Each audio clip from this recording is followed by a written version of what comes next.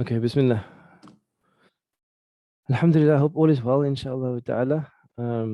Just had a session with the first years, ran a bit late, discussing careers and work choices and so on. Um, I sent a talk out last week, and I think it's an important topic to, uh, an important topic for us as a community to discuss often and frequently are kind of career choices. How do we construct our workplace environment, and how do we survive spiritually within the workplace or thrive spiritually within the workplace? I think these are important discussions for us to have. I'm not sure if any of you watched the talk. um, uh, and I basically with the first years now, I kind of shared my own journey, and I think most of you heard my own journey already. um, but it's such a hard thing to speak about because everybody's context is different. Everybody's situation is different. People have different choices. People have different needs. People have different circumstances. So everybody's, you can't give just like blanket nasiha and say like, do this and don't do this, because it's really not that simple. But I think they are kind of like important principles uh, to think about, and I think that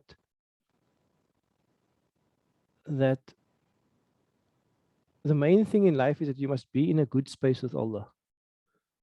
That no matter where you are, whether you're unemployed or sitting at home the whole day, or whether you're working like a highly intense job and that you're very busy and all of those things, you must be in a good space with Allah Ta'ala, and you must have a good relationship with people. Meaning what, you must take care of your family, take care of your community, and you must find the time and the balance to fulfill your amanah, your responsibilities to your family, to your community, to your neighbors, to your parents, and all of those things. So I think that's in the end kind of the foundational principles, and how you navigate around that is kind of your own journey. Um i I think just the concern is sometimes where people become consumed, and they live in a state of imbalance. And if I think about the term imbalance, it comes back to the notion of hikmah. Hikmah we translate as wisdom. But when they define hikmah in Arabic, they say it's wad'u shay'in fi mahallihi. It is to place something within its right space, its right place. So I think in the whole workplace discussion, I just find it like the corporate culture is so overwhelming sometimes. Maybe not. I haven't really, to be honest, I haven't really worked in corporate in Cape Town. A lot of my experiences are corporate in Joburg, which is a different type of corporate animal. But I assume Cape Town's not that different, but maybe it's a bit more laid back here. Um, but I'm not always sure if that balance is there, and I think that's my one of my main concerns really. So so that's, and the answer is not, it's not laid back, it's still overwhelming. And it's overwhelming because you also have multiple roles, not just, it's almost like sometimes it feels wrong, like if I can just like speak like off the record, on the record here, but it just feels like it's not how things should be. And that's like basically what I feel sometimes. It's just the way things are formatted are not the way, it's not the way it should be. It's like an imposed system, and we are just fitting into this imposed system, and it's like draining us and our communities and our families.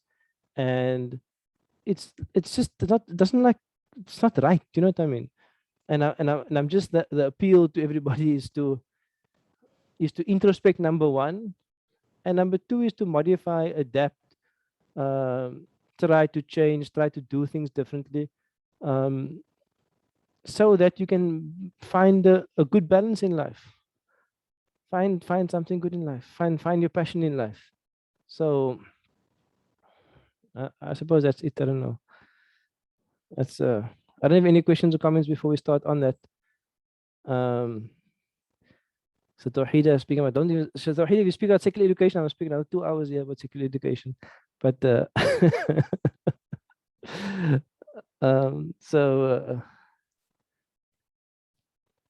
I feel that a lot of, all of us, or many of you, are going through things of like difficulty and challenges and all of those things. And I don't think we have the spaces to talk about it.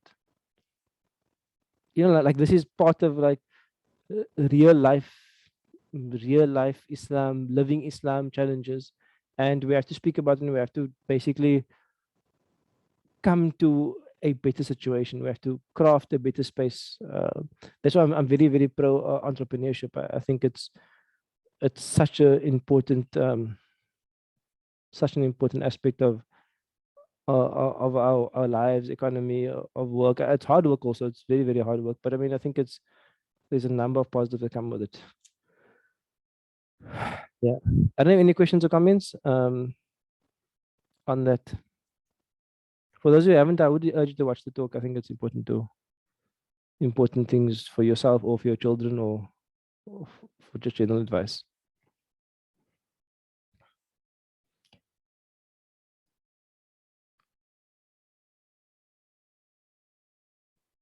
Okay.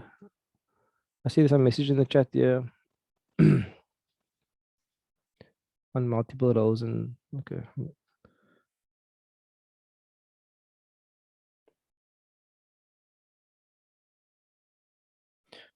And I think maybe I'll just add one thing, and no one's saying anything, so I'll just keep speaking.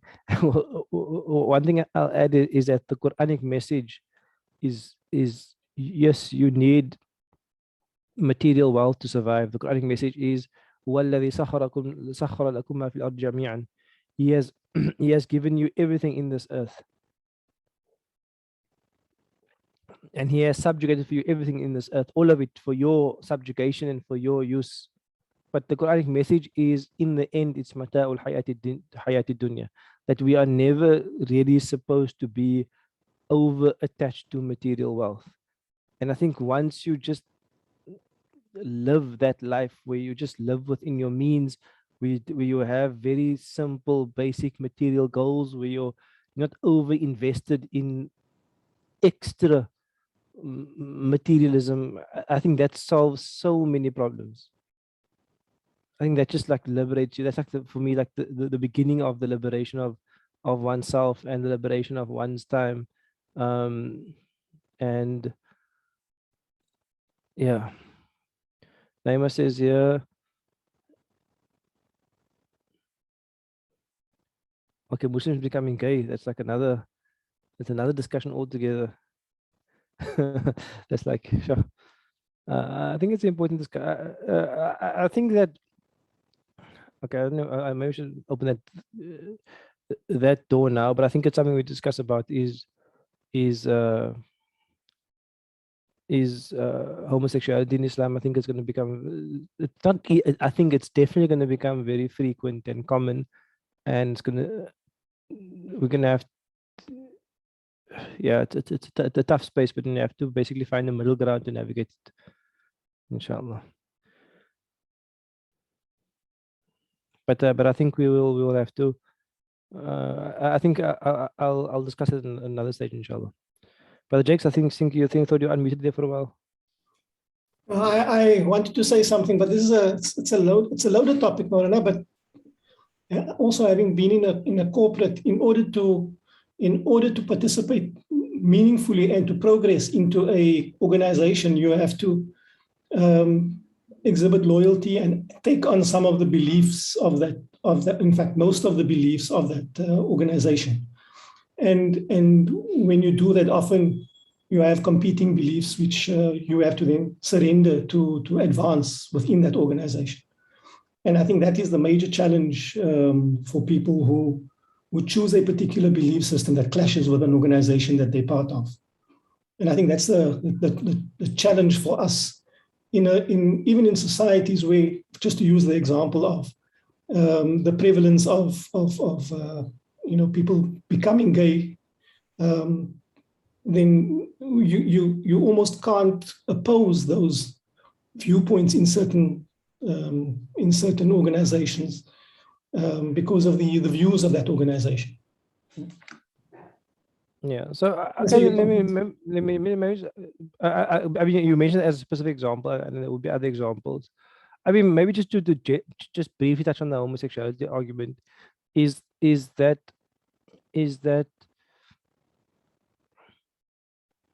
I think we need to also be objective about how we treat sin.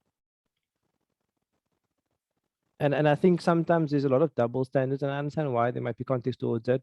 But for example, we often have a situation where couples in Cape Town are dating, and they're doing premarital dating, and they may even be sleeping together, they may even be living together, and then there may be another couple who are homosexual, um, and it's almost like we have in our mind, we have like a sin grading, and there may be someone else who is busy with like heavy interest-based riba transactions, and then that's like the lowest level of sin. Like almost like we have, it's called, we have like a cultural sin grading, if you know what I mean. Like in Cape Town, smoking weed is like less than like drinking alcohol. Like that's like the Cape Town sin grading. You know what I mean? Like if you have a joint, it's not as bad as having a cider, you know, or Yes. whiskey. Like whiskey is like, you know, totally haram. Like the weed is like, you know, it's still there. So so I think we need to just like number one is you know, part of being objective is that you don't just, you understand your cultural context, but you also, we're looking at this in terms of the divine law. And I Yes. think that's the view that we have. And that's the one thing. And the second thing is that we find ourselves in a, let's call it a secular democracy. So we live within a social contract. uh, we as Yes. citizens, we live within a social contract that someone who wants to be gay, they have that freedom because I have the freedom to be Muslim.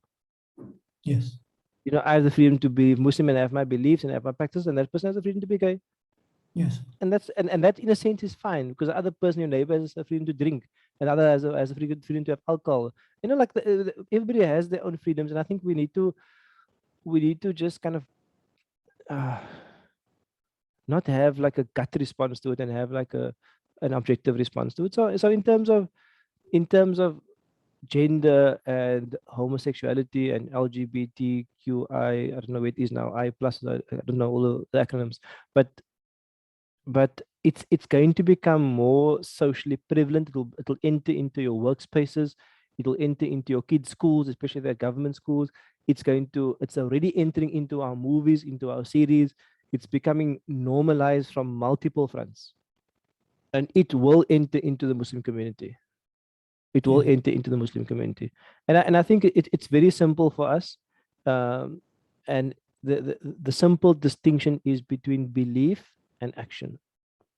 It's between belief and action. If someone does wrong actions and the belief is intact, they are still a believer.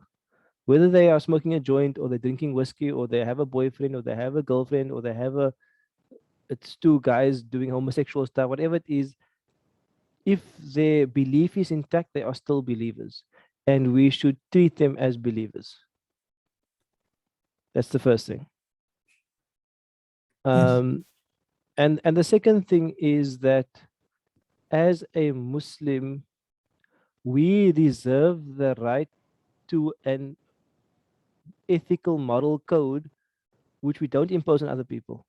The simple thing is, I might have a neighbor who drinks and gambles, and I reserve the right to say that within my ethical moral code, that is not within what I consider to be good or to be right.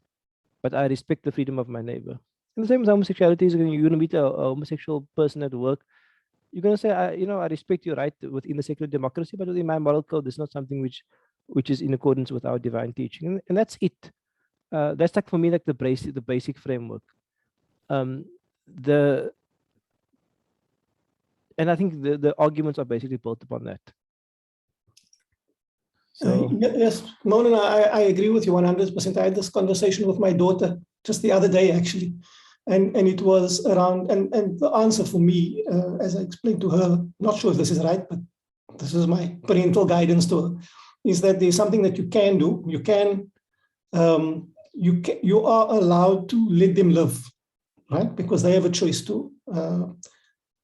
But you are not allowed to.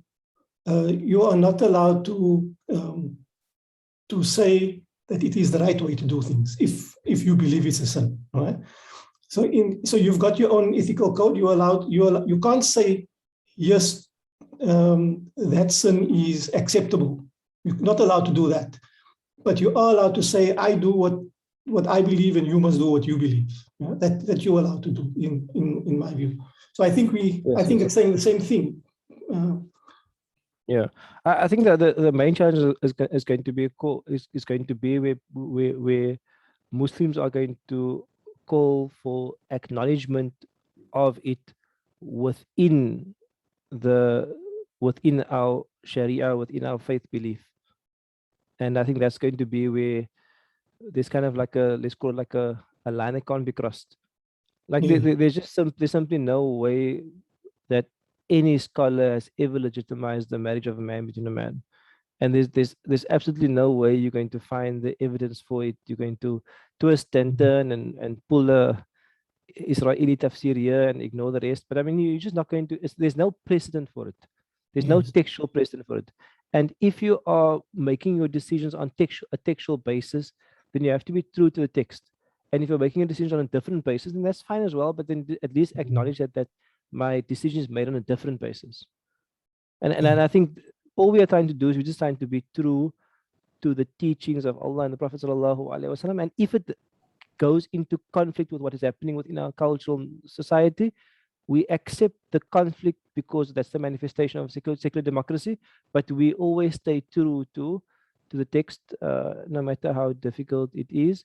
And there may be some pressure on you as a Muslim to accept the imposition that how can you have a problem with this, because this is just a human right and it's a manifestation of the human right. And I think there you're going to have to just kind of just draw the line and say that you respect people's choice. I mean, if three people want to get married together, they can get married together. If five people want to go into a marriage and get married together, that's their business. But in my moral code, that's not how what our textual guidance permits. And Yes. it's as simple as that. And you don't have to subscribe to our textual guidance as much as we don't have to subscribe around the parameters of your life. The real problem, and this is the real problem, is that if you're going to see it all the time, is that the liberal left is going to becoming increasingly dogmatic, and they are becoming increasingly intolerant of any divergent view. Yes. And that is the big problem actually. And the reality is that the faith communities, whether they be Muslim, Jewish, they generally actually very accommodating, meaning what, that we have lived together, we have lived in a secular democracy for 300 years in South Africa without any civil war or strife. Or the Muslims have lived here peacefully along with the Jews and the Christians. We all live fine, and we have our tolerance and we have a difference, and we're all fine.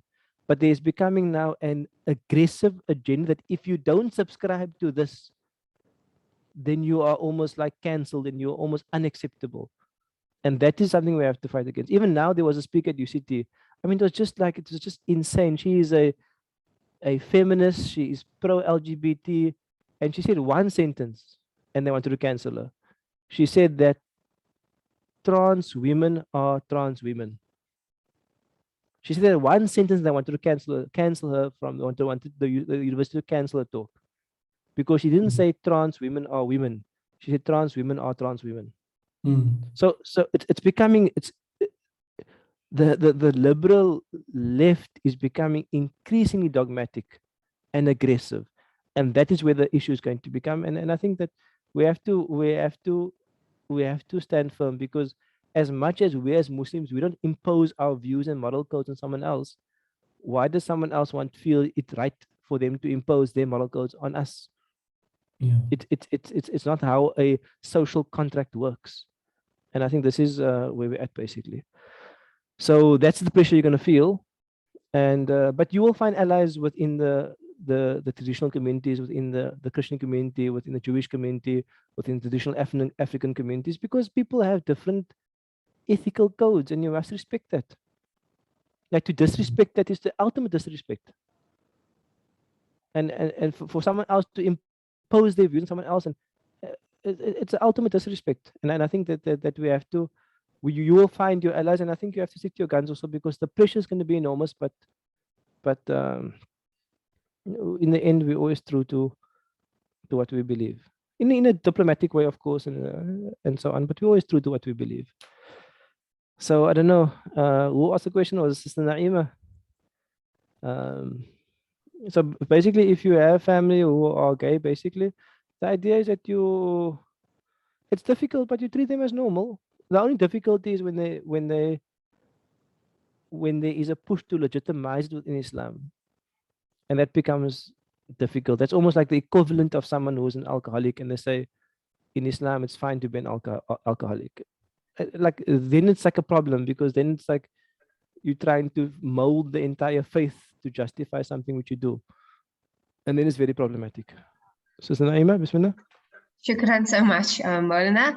Yeah, in my case, it's where the person thinks that we've all accepted it, and she actually mentioned it in a like a gathering once that her entire family has accepted it, and I think like for the rest of us were really awkward, and we kind of didn't know what to say. So there is this perception that she believes that we accept it. Yeah, but anyway, I think like what you said, it does help because when we are in together in a place or whatever, it's awkward. So we like sometimes I ignored her in the past, and I felt awkward with ignoring her, and then I felt awkward with speaking to her. But I think I mean maybe if we are like alone, I could maybe just mention like as politely as possible that I don't like accept it, but I just kind of respect if that's how she wants to live her life, maybe just to set the record Yes. straight. I want to give you an analogy. Would you generally go to a Muslim wedding that serves alcohol? I'm asking you, Naima, I'm asking in general. No. A Muslim wedding that serves alcohol? Yes. I don't think I'd go. Is Okay. that the So wrong? no. I'm not saying that. I'm asking you from the class sentiment. If there was a Muslim wedding and they had a bar there, would we generally go? No, Maulana, I want to. No. You wouldn't go. If there was a Muslim wedding and no one wore hijab, would you go? Yes, probably, to be honest. Yes, Maulana, and which happened all the time. Yeah, That's probably basically yes. every single Muslim wedding. That's basically every. So all I'm trying to emphasize here is that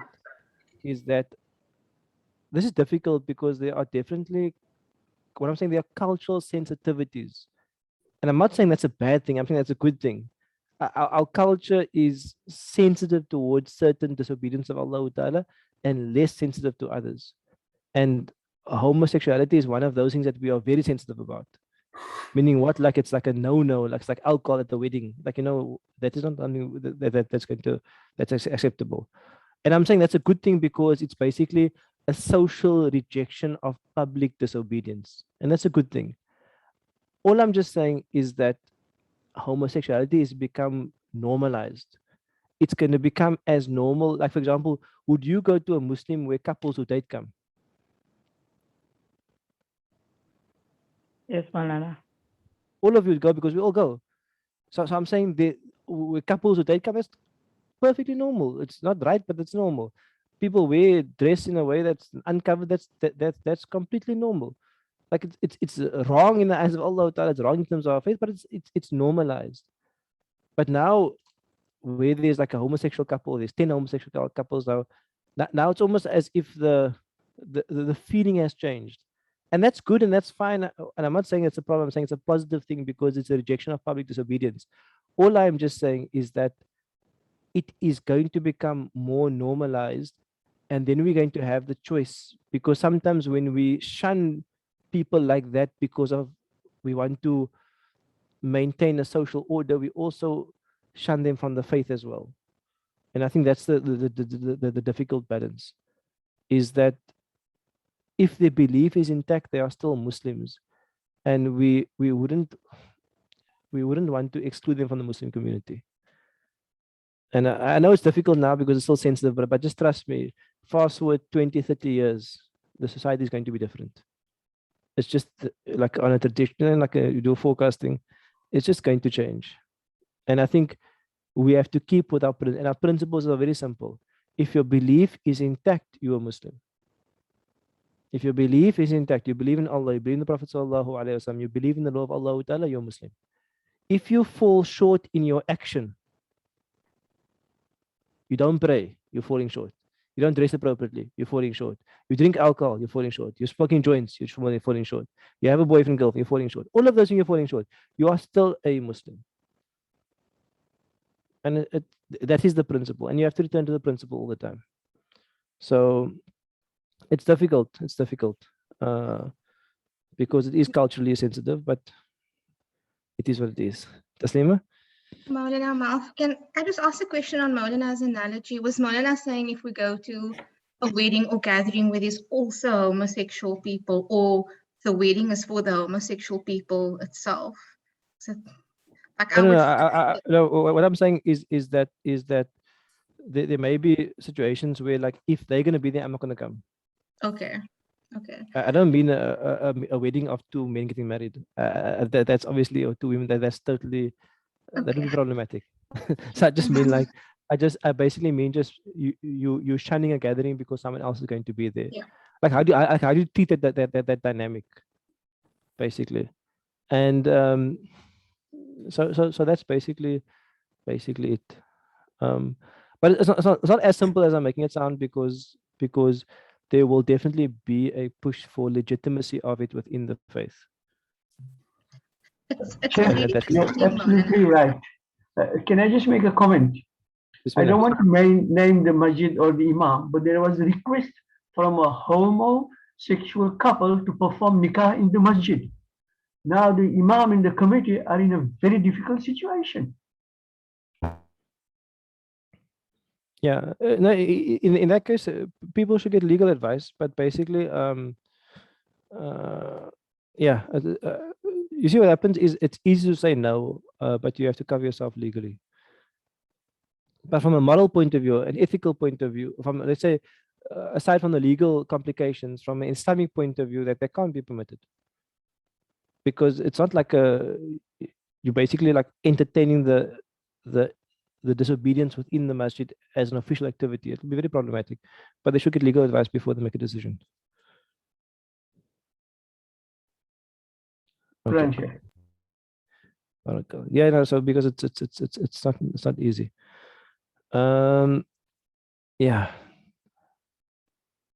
Okay, so we went from work to have, it's not easy to have this conversation with kids as well, because they seem to be growing up in a whole different era than what we. But within our era, it was fairly simple. Yeah, no, they also see it it's fairly normalized. simple. Yes. If your children, if they're at the, let's call it like, we call it like white school, let's call it private school, X-Model C school, it's completely normalized. It's not like even like a discussion. Even weed, Maulana, I was questioning my nephews, nieces, and I asked them, like what is their view on weed, and it was like into a category of cigarettes.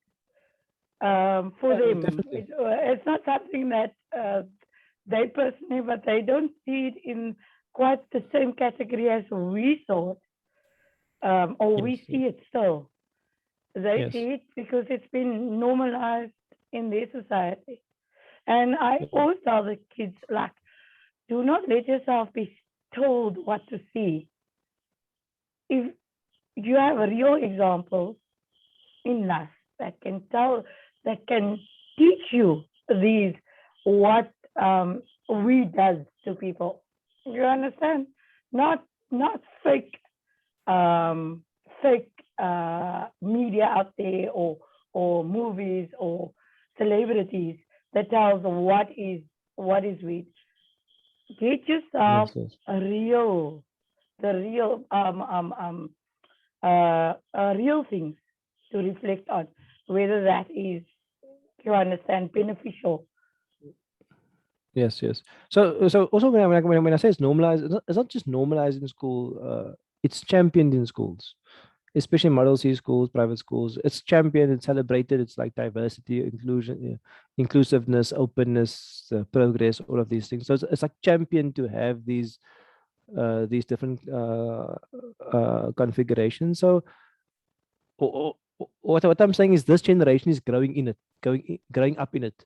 This generation is going to leave school within the next 10 to 20 years. And from them, there's going to be a number of Muslims who are going to enter into these non-traditional relationships. And we as a Muslim community, we're going to have to deal with that. And all I'm saying is that in the end, if their belief is intact, they are believers, and we have to accommodate them within our belief, with at the same time highlighting that those actions are impermissible in front of Allah Ta'ala, and that's it. It's almost like someone who's like a drunkard. Someone's drunkard and they drink, they drink every weekend, and they come to the wedding. Hopefully don't come drunk, but I'm saying they come to the wedding.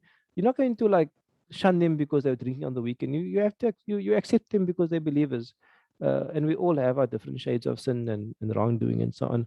So it is difficult. And with your children is that you can't expect them to comply to law if there's no iman and taqwa in their hearts. It doesn't make sense. You can't say just because Allah said, the Prophet said that. Who is Allah? Who is the Prophet? Do they have a relationship? Do they have a spiritual understanding? Is it real iman and taqwa? Does it really exist? There must be a kernel of faith within their hearts. There must be that core, that ulul albab. The lub is the core of faith. If you don't have that core of faith, you can kind of do your external laws and punishments. It's not going to work with the child because it doesn't. You haven't built the child spiritually. And many of the older generation, most of you over 30, over 40, you have been built spiritually by an entire community. But the community now is fragmented, disintegrated. The value system has changed. So you have to be more active in building that core of faith. Your kids are going to struggle. They're really going to struggle with these things unless you actively give them a spiritual education. Monana, if I may, I mean, I find that often as a community, we tend to not we tend to try to not have our children focus on the other diverse views in the rest of the world, like LGBTQ and all of those kind of things. We try to rather force their focus onto a more Islamic perspective. But what that means is that, well, in my view, is that we're not teaching them to deal with the diversity that's out there, so that they are able to stand on their own, notwithstanding the diversity out there. And it's not easy because it's like a whirlwind out there when the kids are in that environment. How is it? I mean, how do we do that without? We have to release them into the world effectively for them to be able to feel that whirlwind, and we can't constrict them or prevent them from going to movies or watching certain types of things and going out with people who are different to their belief system. Because if we do that, we are actually not allowing them to experience what's out there, even in a contained way. So I always find that we almost trying to withhold our children from the world. Yes, so definitely there has to be, let's call it, I'll call it managed integration, not unmanaged integration. I think the problem is sometimes is that we have unmanaged integration into the world. You like just put your children into the melting pot and say survive. So I think that's the first thing. I think it's just two simple principles. Number one is the integration is managed. Number two is that the thing I said before this is that you can't teach your child to engage with the other if the child doesn't know who they are themselves. Yes. And it's as simple as that. I'm saying if they don't have a sound spiritual education, identity, relationship with Allah Ta'ala, if they're not making dua naturally as a child, it's problematic. Yes. If your 10-year-old, 11-year-old is not calling upon Allah Ta'ala naturally because they're still in a state of fitrah, it's problematic. Yes. It's an indication of a lack of spiritual education. So you have to identify who they are, and who they are is who they are before Allah Ta'ala. And then with regard to the other, you definitely have to manage that integration. Like, for example, I'll give you a practical example. My kids go to Kutri, it's a Muslim school, there are only Muslims there. But I make a point of taking my children to Brownies. because then they're going to meet other faiths, they're going to meet other races. So I kind of manage I manage them meeting, interacting with other people, and they'll ask questions about why they're not wearing a scarf and why they dress like that, or you know what I mean? Or I'll sit with my kids and watch the Olympics, and they're like, "Daddy, why they dress like that?" And you know, like you manage the integration, and you have an ongoing conversation with them, and it's not, but it requires active parenting. It requires your active engagement, and I think that sometimes people forego that spiritual education and they put their children into a melting pot and say, "My child must learn to survive as a Muslim." But the question, are they Muslim even in the first place? Yes. Are they really Muslim in the first place? And that's the question I'm asking. Are they really Muslim? Because they are getting 8, 9 hours a day from their school and from their Netflix and from their social media. They're getting 10, 12 hours of often contrary messages to what they really believe. So you have to find that balance, but definitely manage integration is important. And I think that's the space that we need to work on, inshallah. So last word from me, Maulana, is that I really appreciated your talk because it presents an alternative, it's a life skill of how to choose a career from the perspective of a belief system that we are part of. You go to any other guidance counselor or from the school or from the other children in the school, they have a particular perspective of how to choose a career. And often we also fall into that same trap. And this does, and your talk for me did, and I think, well, I hope my kids took something from it, but we certainly appreciated your talk. Yeah. Alhamdulillah. It's easy to make the right choice early than later on. Yes. Assalamu alaikum. If I didn't get a chance to listen to the talk yet, we'll definitely put in the list.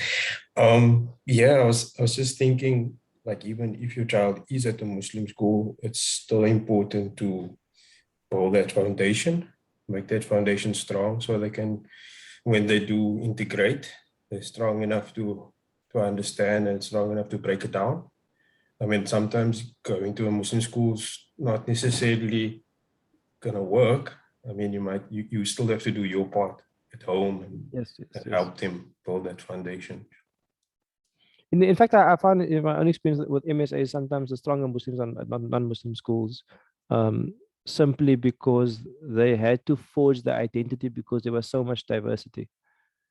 So in other words, in the face of the other, you have to be more sure about who you are. Whereas a Muslim school, there's no other; they're all Muslims. So that's not even like a question of my identity. So I would agree with you that even if your kids are at a Muslim school, it's what I tell my parents at our school. I tell my parents, tarbiyah is your job, not my job. You're the parent, you are responsible for tarbiyah. I'm here to support your journey. You don't ever hand over the journey of tarbiyah to someone else. You get someone to support your journey, but in the end, you are responsible for that is the kullukum ra'in. All of you are the shepherds. Not the, you know what I mean? The others are just support systems. But you, in the end, you are the shepherd. You are responsible. You make choices. You make decisions. Your lifestyle is a teacher to your child. So don't abdicate responsibility just because you enrolled your child in a Muslim school. Yeah, there's always work to be done. But it's tough times. In a sense, yes, it's tough times. They say like it's tough times because the world is like a complete melting pot. But on another level, there's also a lot of opportunity, because I believe that within the chaos, people are looking for clarity. And when you come to Islam, there's like just so much clarity. It's like you get it's like fresh air. It's like light. So in this chaos, if you can just like show people, this chaos, this darkness, this madness, this confusion, here is the shining light. It's a beautiful thing actually. And I think that's also the opportunity that we have, is that there's space, the community is waiting to be led. Like I feel like we're like a leaderless community. Like if I ask all of you, who is the leader of the community? We're largely leaderless. we don't have many aspirational models. We don't have strong leaders to look up to.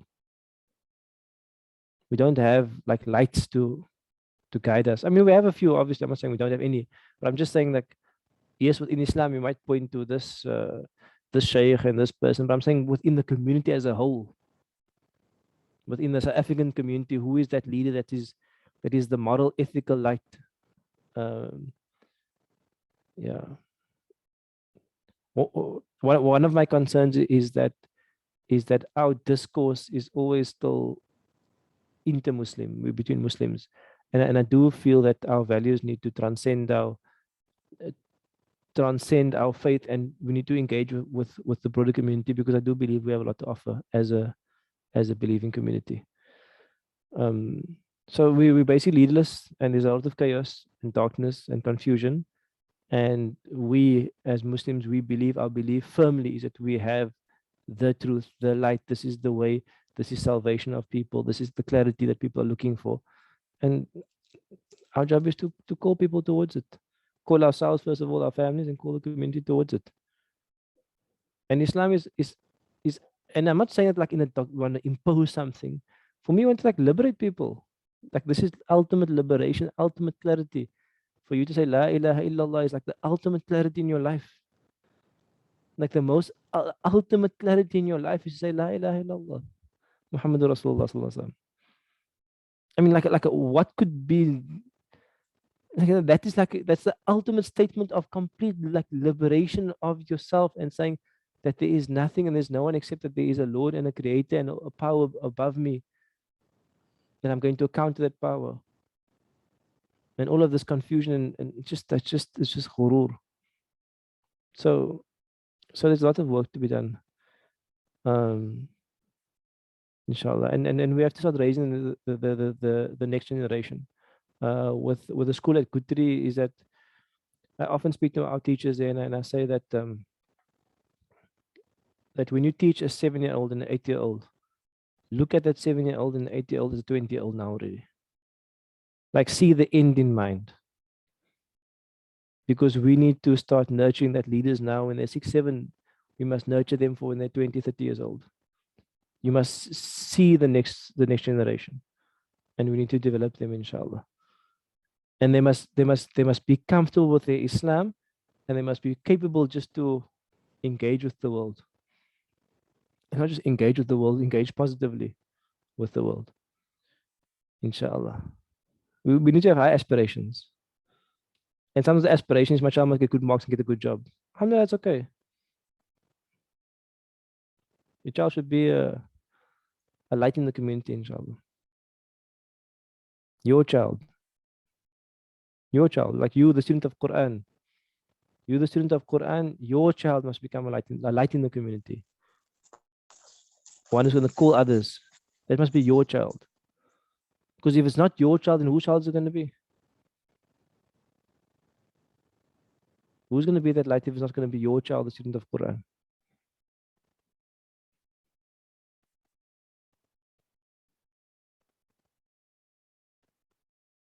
When I say the student of Quran, I mean you, the student of Quran. Inshallah. Hard work, but I have those aspirations for your child, for your children. I have aspirations that Allah, that they must get their careers, they must get materially, alhamdulillah, be comfortable. They're probably going to inherit your house anyway, so they have a place to stay. And I'm sure you have some investment, so they're not going to have such a hard time like you had. And any free time they have, they're going to be people of service. They're going to be people of service. I'm just thinking now, like, I just think of one career. I was thinking of that, what's the person in charge of the givers? Dr. What's it, Imtiaz Suleiman? Imtiaz? What's his name? Suleiman. Imtiaz Suleiman. Like, he's an example of a leader that has transverse faith barriers. Like, it's amazing. He's a leader that has transverse. I mean, people are calling for him to, like, become the president, become the minister of social development, across the board, across the races, across religions, they're calling upon him. Why? Because he's adopted a life of service. And I think he's probably one of our most prominent examples of that. And those are the kind of Muslims also we want to nurture. Inshallah. So alhamdulillah, we do have some of these examples. Alhamdulillah, may Allah bless them, Allah must strengthen them and their work and their efforts, and Allah must make many more to follow them, inshallah. Alhamdulillah. Sorry, I didn't, for those of you who came for so the Kubirat, sometimes these discussions are important also, just to kind of orientate ourselves. Any other final questions or comments? Duran, you ready? I know it's intimidating when I say it's your children, but I'm also serious about it. Maulana, I just wanted to share in case it's helpful to any of the other parents, but I did a course that I know runs, I think every year, called Jannah Training with Mu'allima Fadwa. And it was really helpful just to give some practical guidance and tips on to how to, instill and nurture that iman, like with little kids that I think, like growing up, I don't think I had that level of interaction. We grew up in a different time, so it was really helpful, especially like having a little daughter for me, and then just getting tips on, how to introduce the hijab, dealing with a difficult question like, why am I the only one wearing the hijab? So it was really, I found it tremendously helpful. So if anyone wants to join for the next course, I definitely recommend it. Inshallah. Barakallah. Okay. Any other questions or comments?